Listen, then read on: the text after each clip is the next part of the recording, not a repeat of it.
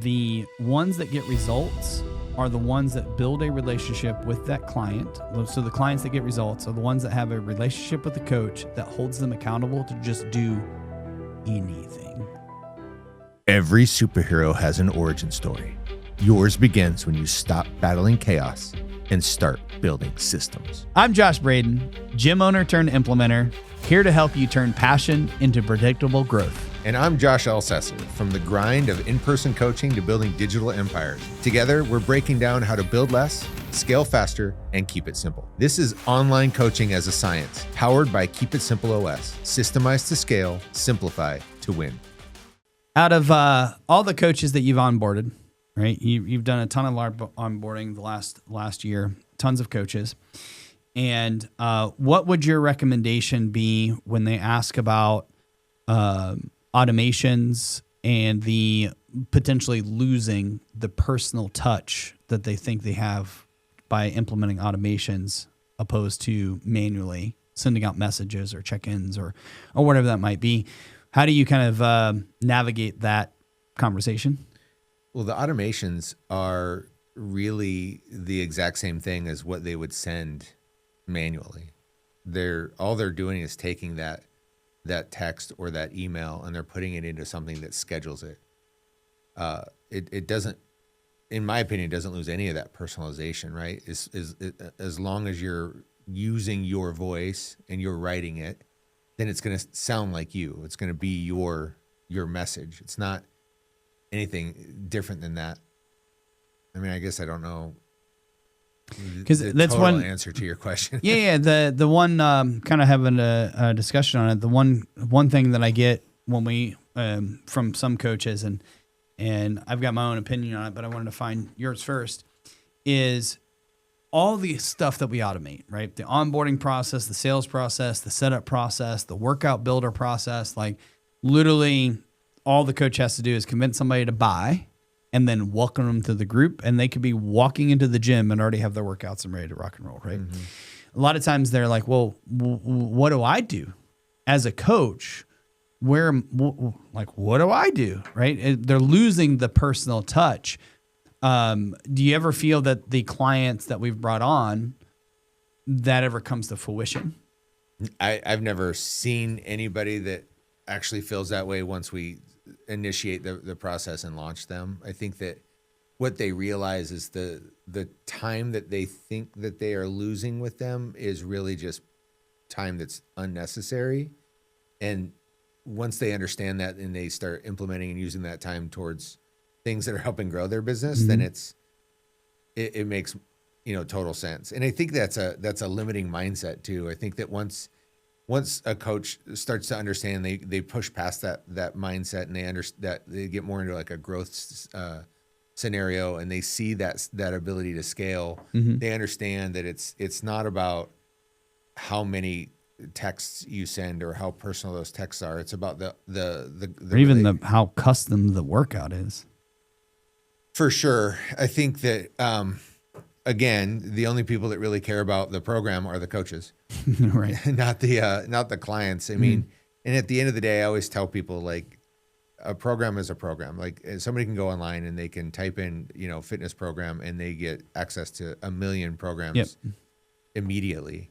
There's no difference in sets and reps and weights, right? The exercises are all going to be pretty much the same with slight variations. A coach's secret sauce is them. It's their ability to connect with that client, for them to build that relationship. And you don't have to do that through, sending a bunch of text messages as soon as they sign up. It's that long-term relationship that you build with them and how you coach them. That's what's going to get them and keep their clients there, because, today AI is all over the place, and AI is way faster than we are. And they're going to be able to create programs and design stuff faster than anybody would be able to do it. The difference is AI is not going to be able to build a relationship. They're not going to be able to have that connection. They're not going to be able to connect with them on that human level like you can. And that's the differentiator between every single online coach that's out there and some AI bot. I'm really glad that you reinforced that, because when I'm on a demo call with coaches, and they ask that same question. They're like, have you ever had anybody feel like the coaches to their clients, do their clients get pushback or feel like they're getting gypped, right? Because it's not a custom program specifically designed for them, right? How would the client know? That's what I usually tell them. Like, usually if you look at these variations, you're customizing it more than you ever would in the first place. The pushback, or what I really want to say is, or are you just afraid that the busy work that you're used to doing will be gone, right? Which means you don't have a lot that you have to do, right? But isn't that why you started a business? Mm-hmm. So you can not have to do the busy work. You don't have to do the crap work that anybody can do. You can focus on the stuff, sales, and building that relationship with the client, which is, I think, is the most important thing. Yeah. AI replacing coaches. What's your thought on this? I've got some pretty strong opinions on this, but I wanted to hear your thoughts. AI is going to replace the weak coaches, and I say that with all due respect to all coaches, but and what I mean by weak coaches those are the ones that aren't really doing anything for their clients. They're not checking in. They're not holding them accountable. They're not getting the results for the clients, right? Those are the ones that really are just doing it for I mean, I'm not even sure why they're doing it. They're not doing it to help people. So they're not providing value, and they're not building connections. They're not building relationships. AI can't build a relationship, right? AI can't connect with you on a human level. AI doesn't have the shared human experience to be able to have some kind of bond or connection with. And it's the coach's ability to connect with their client on multiple levels, not just as a human, but on a level as, from empathy and caring and understanding, right? Like that's the secret sauce. That's the thing that separates every coach from every other coach, or every coach from every just online program that is. I mean, you go to Pinterest and there are hundreds of thousands of just workouts that you can do. And I guess that's the other difference, is that there's a difference between a workout and a program. Like a series of workouts doesn't necessarily mean that it's a program, right? Just going and doing random exercises or random workouts without any kind of structure to it doesn't necessarily equate to anything long term, right? So it's that relationship. So I don't think AI is going to replace coaching. What I think AI can really do, though, is it can optimize coaching.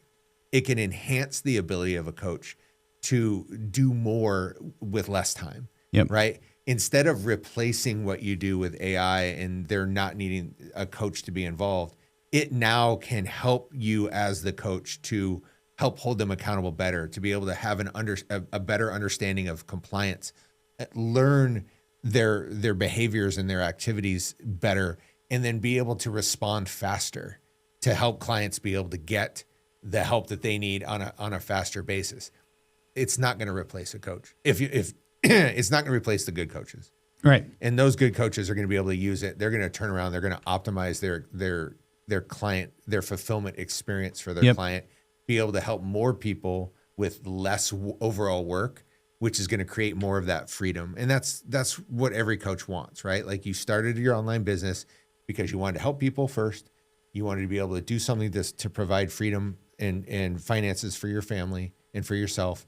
And that's what AI is going to help those really good coaches be able to do better. Yeah, I completely agree. I think you hit the nail right on the head with AI. And I think that's the thought process a lot of owners are going through right now. It's like, man, how can I use AI to decrease expenses while providing the same level of service, right?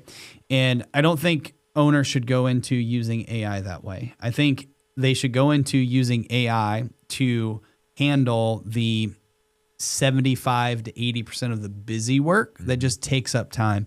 Really good example of that is weekly check-ins, right? When you ask them about, a lot of times when a coach is checking in with somebody, all they're saying is, hey, last week you did X amount of workouts, you did X amount of steps, you did X amount of macros, and this week, here are your goals, right? That's not really a check-in. That's not a human thing, but that can be replaced easily by AI doing those check-ins. That way the coach can be like, hey, how's your husband, how's your wife doing, right? how's your kids doing? Like, is this starting to level up your business? Is this like building that personal relationship is where they can focus their time and attention on? Because we've probably combined 40 years, maybe close to 50 years of fitness I don't know coaching. how long you've been doing it. I've been doing it for almost 30. Yeah, so 50 years of coaching experience. I don't know about you, but when we really think about it and we take ego out of the equation, the ones that get results are the ones that build a relationship with that client. So the clients that get results are the ones that have a relationship with the coach that holds them accountable to just do anything. Well, right? or do the basics, right? The minimum, right? Like Correct. There's, again, too often coaches try and overcomplicate what they're doing, right? Yep. They try and add too many little things, and they're doing it to try and differentiate themselves. And I get that there's some level of trying to create exclusivity or differentiation or some kind of something that so you don't just look like every other coach out there. But I think where that happens again in reality is, one, the niche, the group of people that you're going after, and two, I mean, you're unique in and of itself, right? Like the coach doesn't have to have some kind of unique proprietary secret system that only they've been able to uncover and unravel, which is really just the same thing that everybody else does, regurgitated and repackaged in a different color scheme and name. Yep. Right. So really, what we really want to think about when using AI and whether you want to implement it or not, you want to implement AI not to replace a coach. You want it to optimize the coach. And one big way that we have seen people implement AI within their coaching business is, or one thing that they usually get pushback on, is because the coach that they're implementing the AI for thinks it's going to replace and take their job.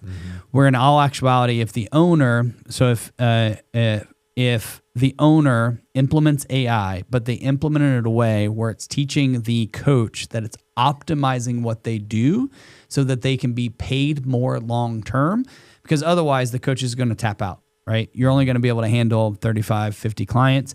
And then what's going to happen is your income also taps out. So how do you increase that to 60, 70, 100 clients without increasing your churn rate? We implement AI to take over all the busy work that anybody can do.